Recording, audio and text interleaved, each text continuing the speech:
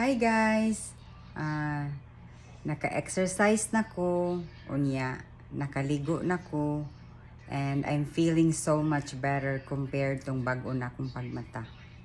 So, maskin wala ko'y tulog, pero gusto gihapon ako na ipadayon gihapon ang akong mga normal na usual routine every morning. Wala gid ko'y giskip. And especially ang exercise kay para nga unya makabawi gid kog tulog. Kay kung kapuyon ta di ba ini kagabi lami kayo atong tulog.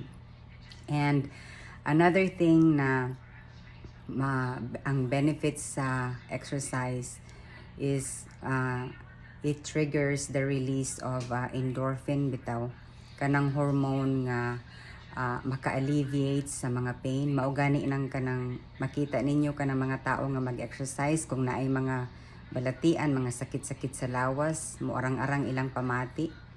So mao nang importante gyud kaayong exercise unya.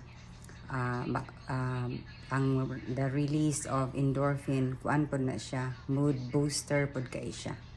So daghan og ways na maka-release og endorphin nato ang body, even gani kanang mga social interaction or kanang within your family member, kung nice imong environment or kanang naay mo ingon sa imuhag, uy nice imong dress, or uy gwapa ka karon, mga ingon ana, or you look nice.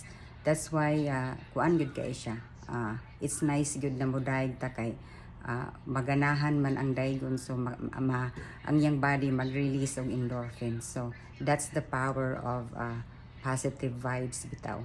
But going back to the exercise, beneficial gud kay siya.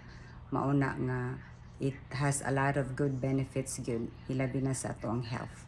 So maura to akong ma-share. Thank you. Bye.